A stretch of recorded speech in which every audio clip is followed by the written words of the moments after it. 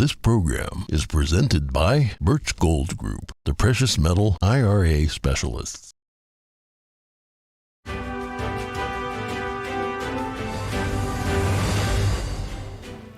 Good morning. In today's headlines, a dramatic helicopter evacuation in Sudan. Special Forces troops plunge into the war-torn country on a risky mission to bring U.S. personnel to safety.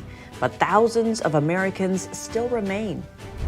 China's ambassador in France draws swift condemnation. That's for stating former Soviet republics like Ukraine and the Baltic states aren't sovereign nations. Find out how European foreign ministers are reacting. A fire breaks out at Disneyland in California. It happened during a popular show featuring a fire-breathing dragon. The extent of the damage is still being assessed. A huge migrant caravan forms in Mexico, heading north for the capital, and we speak with an investigative journalist documenting the treacherous Darien Gap. And a massive parade in New York City marks a historic petition in China over 2 decades ago. Viewers say the event brings hope.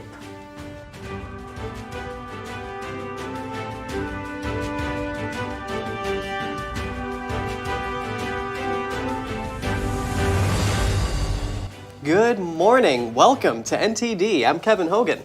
And I'm Tiffany Meyer in for Evelyn Lee. Today is Monday, April 24th. The U.S. military has evacuated all American government workers and their families from Sudan but over 100 special forces took part in the operation. NTD's Daniel Monahan has the story. The rescue mission took only an hour. Special forces deployed MH-47 Chinook helicopters and other aircraft to swoop into Sudan's battle-stricken capital Khartoum on Saturday. The soldiers pulled nearly 100 people out to safety. The White House says no one was attacked during the operation. Meanwhile, British Prime Minister Rishi Sunak says armed forces evacuated their diplomatic staff and family members from the war-torn country as well. Sunak paid tribute to what he called a complex and rapid evacuation. British Defence Minister Ben Wallace reacts. It was dangerous and precarious, but nevertheless we managed to use both C-130s and A-400 aircraft to go in, collect our diplomats and their residents, and fly out to safety. Other countries such as Canada, Sweden, Italy, and Germany also reported evacuations, but some countries have faced problems. A convoy of French nationals was attacked with one person reportedly wounded, and the Egyptian government said one of its workers was shot and injured without giving details. People who are not government workers, such as foreign students or local Sudanese, have a less clear escape route. Some countries are encouraging people to head overland to the port of Sudan for an evacuation by sea. The U.S. says it may deploy Navy assets to the port to assist Americans arriving there, but warn it's a dangerous journey. The recent eruption of fighting between the Army and the Rapid Support Forces paramilitary group has triggered a humanitarian crisis. It has killed 420 people and trapped millions of Sudanese without access to basic services. Daniel Monahan, NTD News. As for the thousands of Americans still in Sudan, they've been told to shelter in place until further notice. Many are aid workers or Sudanese Americans. And more news overseas. Former Russian President Dmitry Medvedev says the Ukraine grain export deal is in peril. Medvedev warned on Sunday that Moscow would terminate the agreement if the G7 moved to ban exports to Russia. NTD's Daniel Monahan brings us more. The group of 7 countries are considering a near-total ban on exports to Russia. Such exports would automatically be banned unless they are included on a designated list of products allowed to be shipped to the country.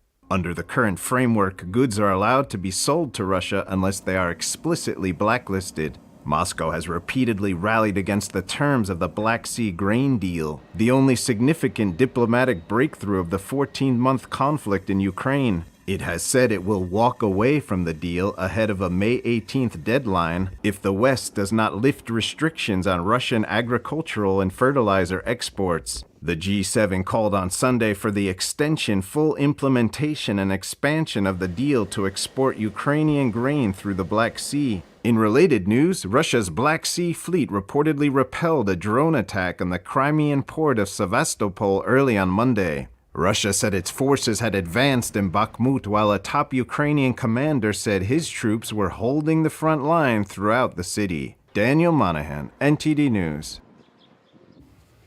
And in more Ukraine-related news, the Baltic states are strongly condemning China's ambassador to France. That's for suggesting that former Soviet republics aren't sovereign nations.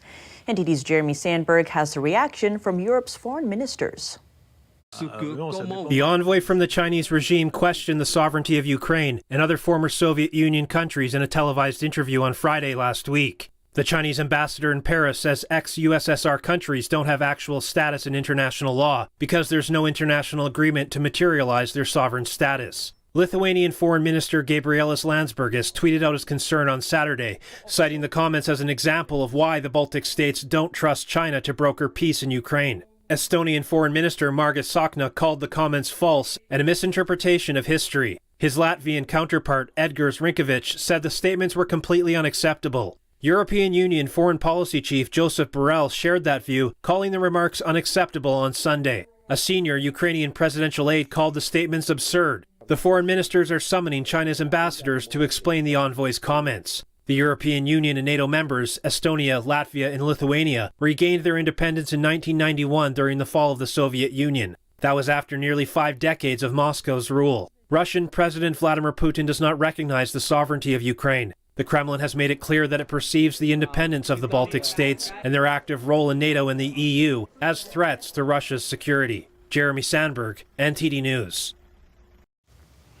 France's foreign ministry responded to the comments yesterday. It stated full solidarity with allied countries that it says acquired independence after decades of oppression. The French ministry asked China to clarify if the ambassador's comments reflect its position. And more on China, the U.S. is asking South Korea to urge its microchip makers not to fill any market gap in China. That's if Beijing bans Micron technology from selling chips. The Chinese regime launched a national security review into the U.S. company earlier this month. Micron says it's cooperating with the investigation. It says its operations in China remain normal. The U.S. asked South Korea to encourage Samsung and SK Hynix not to boost sales to China if Micron is banned as a result of the probe. That's according to a report from the Financial Times yesterday. The U.S. has imposed export controls on chip-making technologies to China and has blacklisted China's largest chip firms, including Micron's Chinese rival. That's out of concern the technology will be used for military applications. In other news, a fire at California's Disneyland over the weekend. Spectators watched in awe as a fire-breathing animatronic dragon suddenly burst into flames. Footage shows the fire during Disney's Phantasmic performance. The dragon, which usually spews fire from its mouth, burst into flames. Saturday's show was stopped shortly after it caught fire. The performance takes place twice a night near the park's famous Tom Sawyer Island. The highlight of the show features Mickey Mouse battling a giant dragon. But Mickey reportedly vanished from the stage as soon as the dragon's head became engulfed in flames. The extent of the damage wasn't immediately known. According to the local fire department, no injuries were reported. And in other fire-related news, a frightening moment in Ohio. A bird strike sparked an airplane engine fire on Sunday. The incident happened shortly after takeoff from Columbus International Airport. The American Airlines flight departed around 7:45 a.m. and was headed to Phoenix. The fire was detected shortly after. The Boeing 737 returned safely to the airport, where firefighters quickly doused the flames. It's not clear how many passengers and crew members were aboard. Passengers were rerouted to other flights. Airport officials said airport operations remained as usual, with only minor flight delays. No injuries were reported. The Federal Aviation Administration will investigate. And disruptions at 2 major German airports. Outgoing flights were canceled in both Berlin and Hamburg. That's following union calls for security workers to go on strike until midnight, local time. Some incoming flights have also been affected. An airport spokesperson said nearly 250 flights had been scheduled for takeoff at Berlin-Brandenburg Airport. A 24-hour strike was also called by employees from the private aviation handling services Hamburg. The strikes followed airport disruptions last week in 4 other major German cities. And from aviation to retail, Bed Bath & Beyond filed for Chapter 11 bankruptcy protection on Sunday. The home goods retailer failed to secure funds to stay afloat and has begun a liquidation sale. The company reported a loss of nearly $400 million for the quarter that ended last November. In the bankruptcy filing, the retailer said it expects to close all of its stores by June 30th. For now, the stores will remain open. The store closings will put thousands of jobs at risk. According to the court filing, the company employs 14,000 workers. And just ahead, a new migrant caravan forms in Mexico heading north. The group is heading for Mexico City. Many say they formed in protest. Find out why. Deep pockets, strong physiques, and military-trained accents. An investigator suspects that some Chinese migrants heading to the U.S. are actually spies. We'll bring you the story after the break.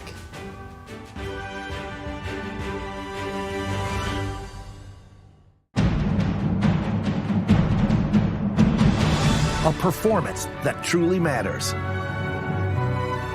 for each and every one of us.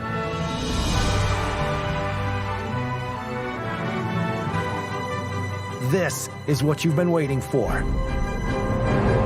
See it at least once in your lifetime. Get tickets now at shenyun.com. This is Stephen K. Bannon. I urge you to protect your savings from inflation by diversifying into a physical gold IRA from Birch Gold Group. Simply text the word NTD to 989898 and you'll get a free info kit on gold IRAs explaining everything.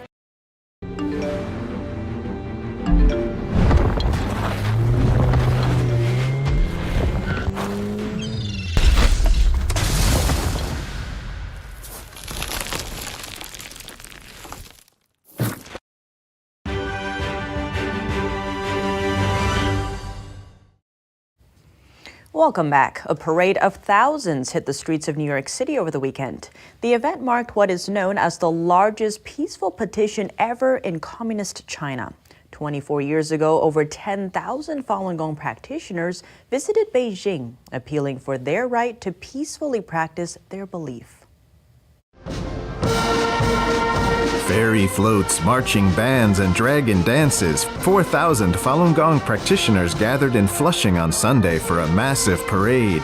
I'm so happy to see this parade. I feel lucky today, to run into this parade.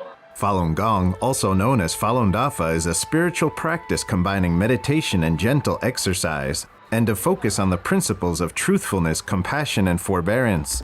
After its public introduction in 1992, it attracted tens of millions of practitioners in China within several years. But the communist regime began to see its emphasis on spirituality and free thought as a threat to its own power. The regime began assaulting and arresting Falun Gong practitioners in certain regions. On April 25, 1999, about 10,000 Falun Gong practitioners arrived in Zhongnanhai, the CCP's central headquarters in Beijing. In a peaceful manner, they appealed to China's authorities to allow them the freedom to practice and to stop the harassment.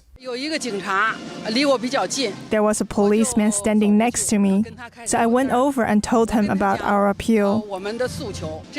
He exclaimed, "In all these years, I have never seen such peaceful petitioners as your group." The Chinese Communist Party framed the petition as a siege of its headquarters and used it to justify the persecution campaign that followed soon after. For over 2 decades, countless Falun Gong practitioners have been imprisoned, tortured, and even murdered for their organs. But the practice of peaceful petitioning spread throughout China and the world, with practitioners raising awareness of the brutal human rights abuses still going on today. The appeal on April 25th, 24 years ago, was a peaceful and rational petition that set a noble and moral monument for people to fight for freedom of faith and basic human rights. And it's a day of courage. It's a day of unity. It's a day of inspiration that we're still here, and that with the courage, forbearance, and truthfulness, that everybody can stand together, and the worst has happened and the best is yet to come. Onlookers said they were deeply impressed by this spirit. Such a parade would be very educational for those Chinese who still defend the CCP after coming to the U.S. It's not easy. They have made the greatest sacrifice for the well-being of the Chinese people. We should stand firm in support of Falun Gong. Those efforts won't go in vain. This group of heroic men and women, the students of the noble and moral teacher Li Hongzhi, the founder of Falun Gong, in them I see the hope of humanity. The event ended with a rally where human rights groups called for an end to the persecution in China. At the site, 20 Chinese announced their withdrawal from the Communist Party and its 2 affiliated groups. To date, over 400 million people have made similar statements at the Global Service Center for quitting the CCP. NTD News, New York. And in other news, down in Mexico, there's a new migrant caravan heading for Mexico City. It's made up of thousands of people. Many say they are angry about the fire at a detention center that killed 40 people last month. The group formed in protest yesterday to head for the capital. The detention centers near Guatemala have been overwhelmed by the vast number of people coming across the border. The migrants are demanding that detention centers be closed. That's after being held for months in southern Mexico. Some say they expected to reach Mexico City in about 10 days and hope to speed up their applications for U.S. asylum. Authorities estimate the caravan has about 3,000 migrants. Most are from Venezuela. They are fleeing poverty and violence in the socialist country. Officials say some in the caravan are from China and other Asian countries. Now we keep looking into this migration to the U.S. We speak with an investigator who just emerged from the Darien Gap, the jungle between Colombia and Panama. It's a treacherous pass through which migrants journey to reach America. He says that some of the Chinese individuals moving through this region are actually heading to the U.S. to be spies. He cites their apparent age, physical build, particular accent that's usually learned in Chinese military language school, and unusually deep pockets for people migrating to support his claim. Have a listen.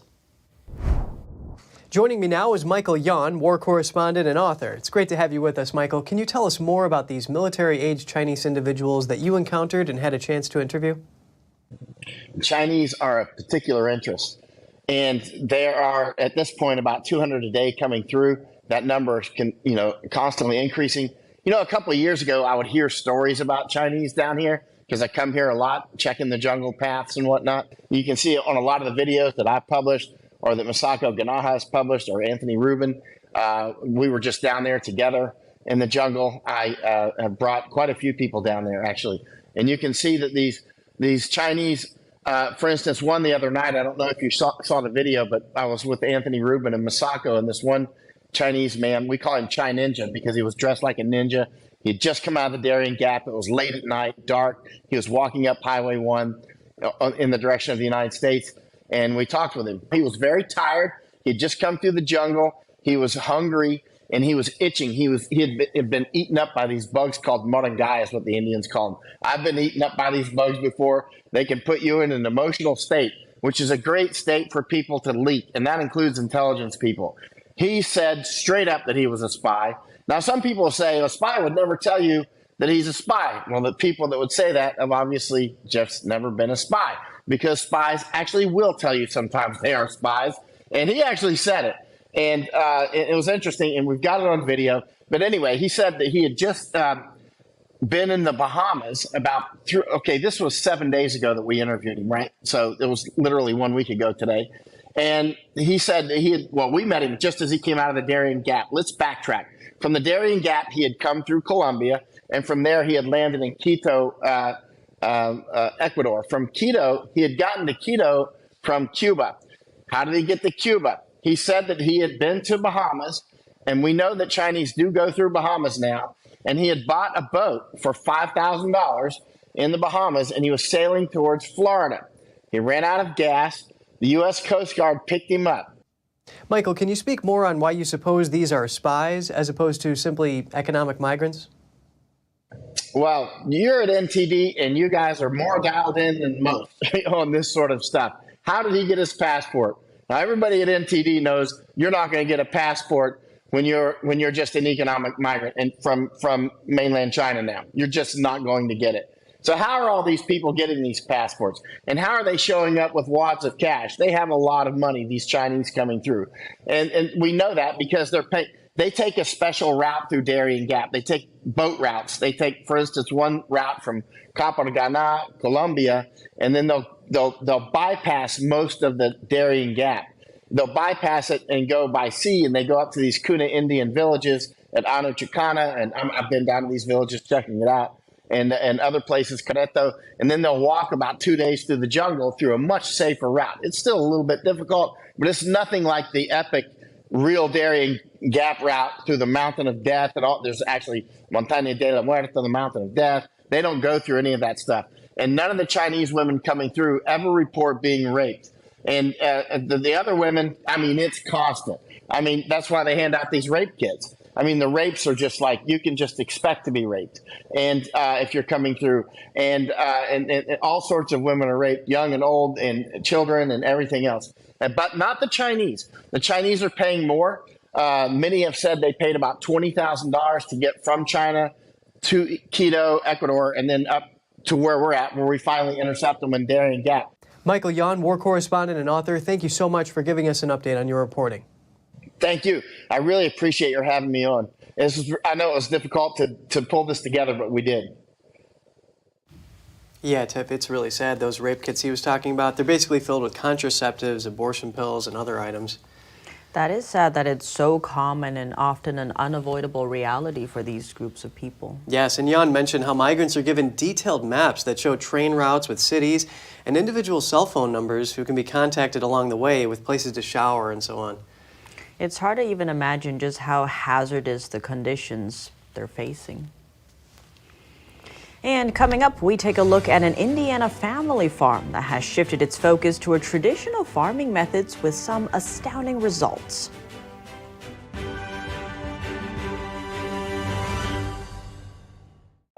The Fixture Pioneer, CGM. Professional AI intelligent fixtures. All-round integration of 4 systems. High precision, high durability, high quality. 2-micrometer repetition accuracy. More than 80 patent certificates. ISO 9001 approved. Precision clamping to meet your every need. CGM has it all. Pride of Taiwan. CGM. Hi, I'm Smokey Bear, and I made an assistant to help you out, because only you can prevent wildfires. Hey, Assistant Smokey Bear, call me Papa Bear, because I'm grilling up dinner. Do you get it? Yes, good job. So, what should I do with all these coals? Don't just toss them out. Put them in a metal container because those embers can start a wildfire. I understand. The stakes are high. Ha, ha, ha, ha. See, Smokey thinks I'm funny.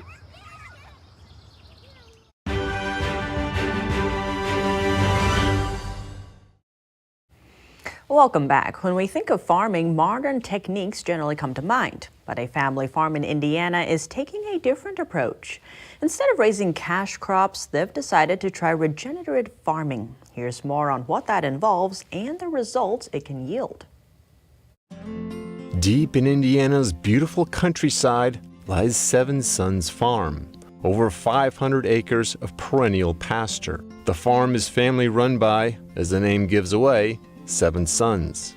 What makes the farm unique is the focus on raising animals on native grasslands. Blaine Hitzfield is the CEO of distribution on the farm. It's considered economic suicide to not raise cash crops, but on that perennial pastures, we're raising animals like cattle.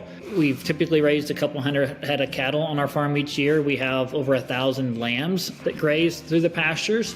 There's 14,000 laying hens that migrate throughout the pastures following the grazing animals, just like wild birds would do. The farm also raises pigs. Until the late 1990s, Seven Sons Farm used to operate like most other farms in the area, using pesticides and antibiotics and raising cash crops. But when Blaine's mother was diagnosed with a severe autoimmune disorder, the family's focus shifted. It made them realize that growing food in healthy, uncontaminated soil makes a huge difference for them as well as their customers. We used to sell to Tyson Foods, which is one of the largest pork and beef packers in the world. And that's when we discovered, even if we put more time and attention into the food that we raise, we're not going to get rewarded for it. In order to get rewarded for it, we can't sell to Tyson Foods. We need to sell to consumers that have values and that value healthy food, healthy soil. And that's what we've done at Seven Sons. According to Blaine, regenerative farming ultimately increases the health and the microbiology of the soil, eliminating the need for pesticides or even chemical fertilizer. One of the most important soil organisms you can have, that a farmer can have, is earthworms. Earthworms digest plant material and turn it into organic matter. Earthworms produce high amounts of natural phosphorus, a natural nitrogen that otherwise a farmer has to go out and buy and apply. So earthworms are incredibly critical. Blaine says the farm's priority lies not in sustainability, but regeneration, turning what is there into something better. We believe that when a consumer pays us money for food and we make that exchange, we believe at that moment in time we become personally responsible for their health and well-being. And I think that that's just a belief that we take to heart. And I do think that if every farmer in the world took that belief to heart, we would change the agriculture system. We would make different choices. His advice for those who want to make changes, be it farmer or consumer, is not to get caught up in perfection, but take small steps forward. Just look at how happy those animals are. And Kevin, you actually have experience with homesteading. So what did you make of that? Oh, well, to be honest, I'm really impressed with the sustainable method that they're using. And you know, Tiff, for this next story, try not to laugh. Few people who've had their chips or ice cream stolen by a seagull would have any sympathy for the noisy birds. But on Sunday, a town in Belgium staged a seagull imitating competition. It was an effort to change the image of a bird that many regard as a pest. About 50 entrants were judged on their skills at imitating the gull's screeches and movements.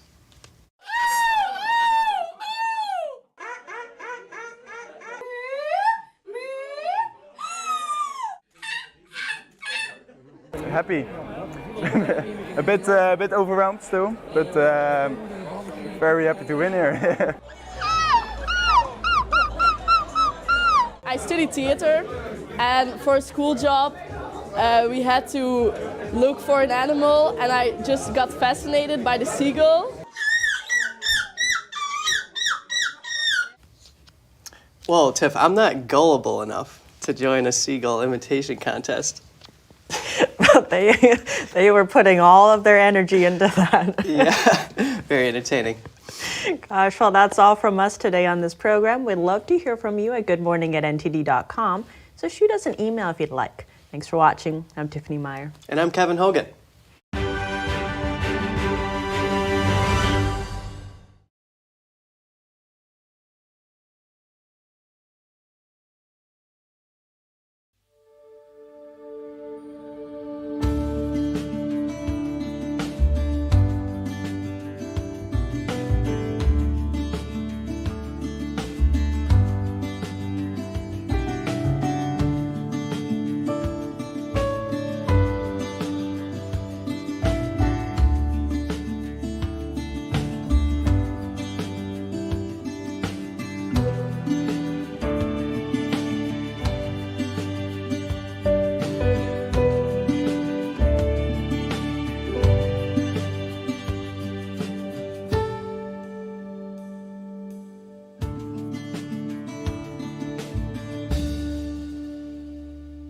Thanks for watching us on YouTube. Did you know YouTube only keeps selective videos on its platform? So if you want to make sure you get the full picture, just subscribe to our newsletter.